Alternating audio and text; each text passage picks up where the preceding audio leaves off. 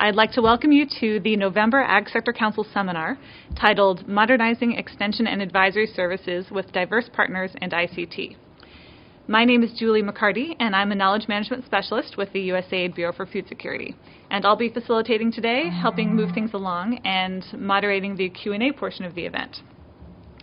Although we usually have a seminar component to our events, today we are webinar only, and we have a nice little control room set up here in DC with two of our speakers and one additional speaker joining from Illinois. And one of the benefits of the webinar platform is the ability to engage in the chat box, and so we encourage you to introduce yourself, to say hello to your colleagues, and to share any links or resources that you think the other participants would find useful. And so thanks so much to everyone who's already introduced themselves in the chat box. A few quick notes before we get started. The presentation slides are available in the downloads box on the left side of your screen, along with a discussion paper titled Connecting Farmers to Markets and the Implications for Extension and Advisory Services.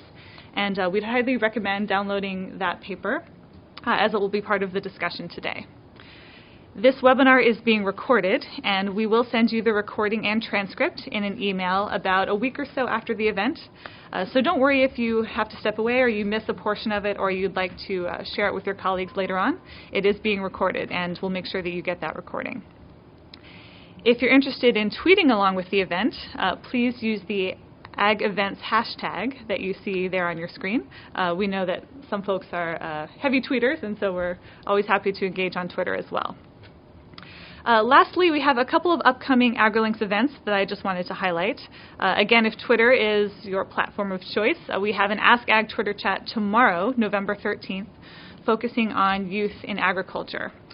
So check out the Ask Ag hashtag to learn more about that. And we also have an Ag Exchange, which will be hosted on the AgriLinks website coming up next week, focusing on how human and institutional capacity development can support agricultural innovation systems.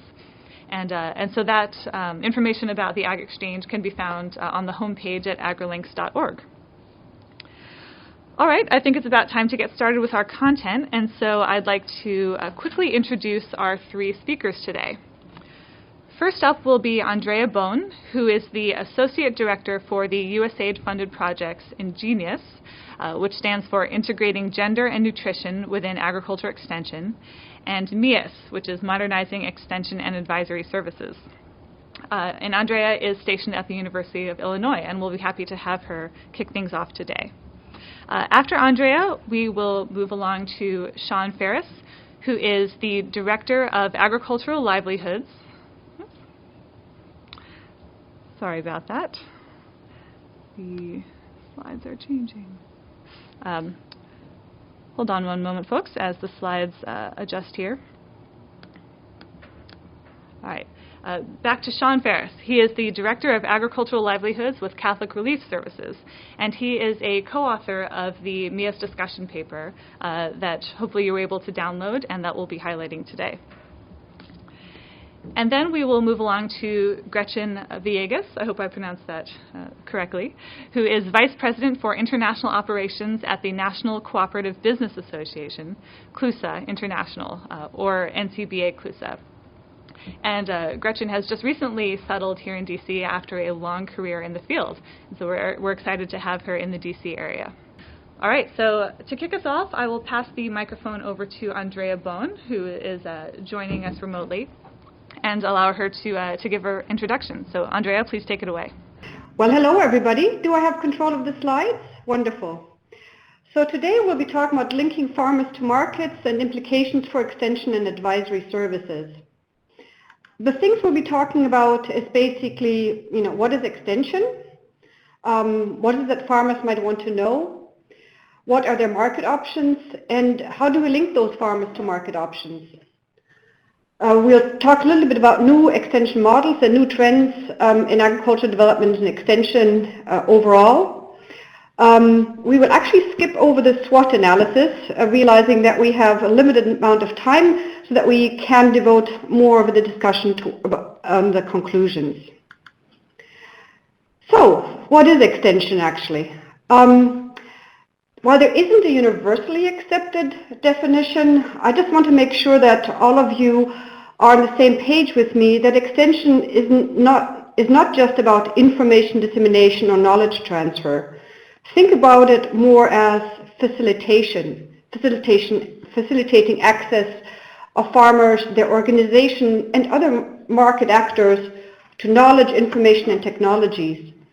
But it's also to facilitate their interaction with partners in research, education, agribusiness, and other relevant institutions, and to assist them ultimately in developing their own technical, organizational, and management skills and practices.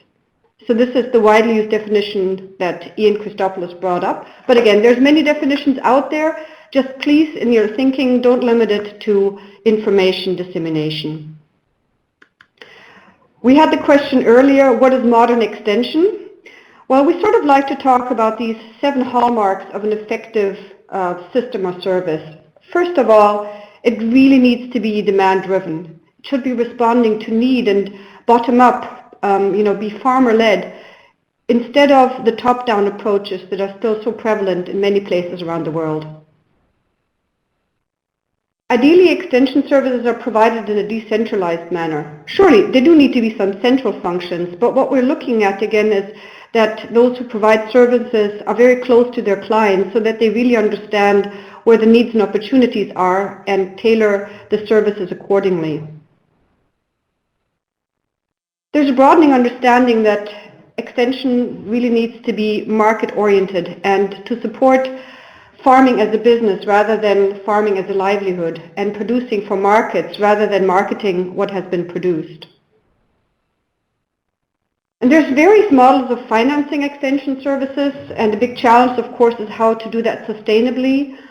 We could have a long discussion on that subject in and of its own, but of course this is really important to keep in mind to provide a service that can be sustained in the long run, and there may be various players who could be contributing to the financing of these services.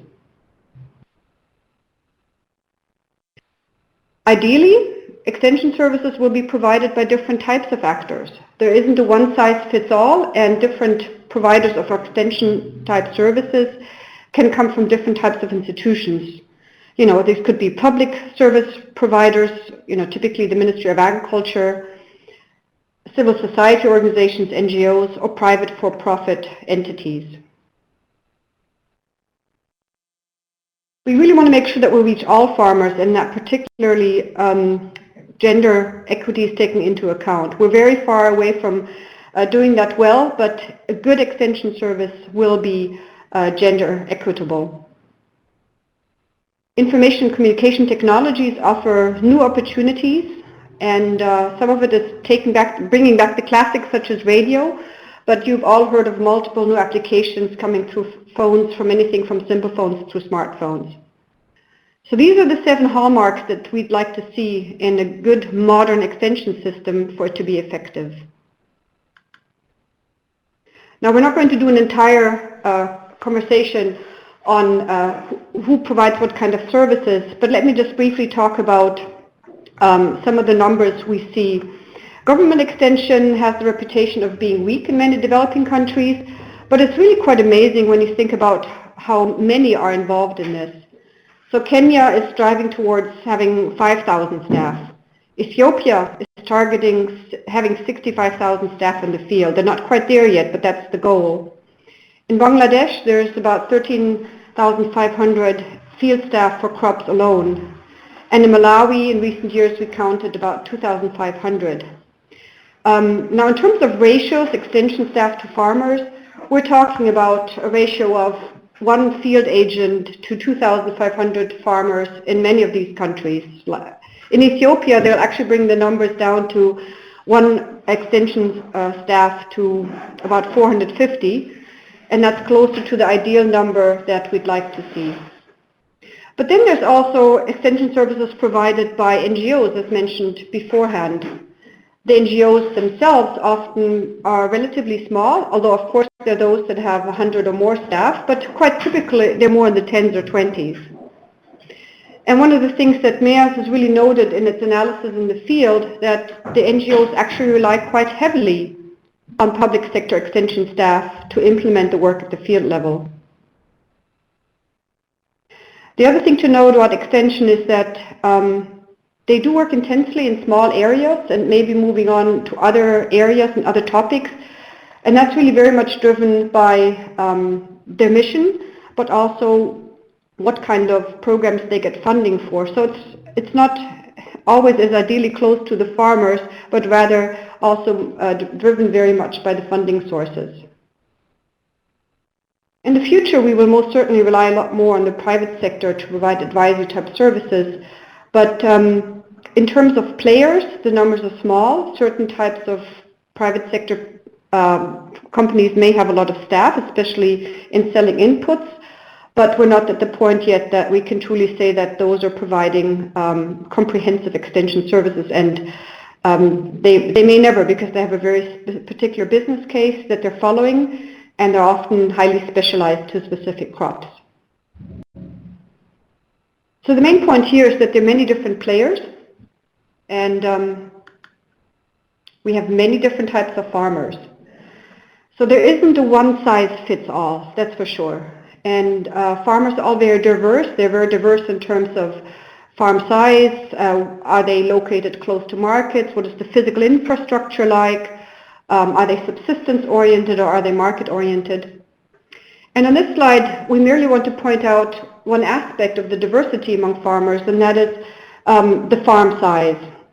And please note that in Tanzania, this is not untypical for other countries as well, 3/4 of the farmers operate on less than 3 hectares. In fact, 60% have less than 2 acres. And so in terms of providing good services, farm size definitely needs to be taken into account. They're a diverse lot, and if we want to provide good services, we need to take things like this into account. And with that, Sean, I'll hand over to you. Thanks very much, Andrea, and good morning, everybody, or good afternoon, wherever you are today. I would just like to follow up on what Andrea said about this diversity of farmers and therefore the diversity of information that they actually need. So thinking about this and thinking about farmers developing their own livelihoods at very different levels, different paces,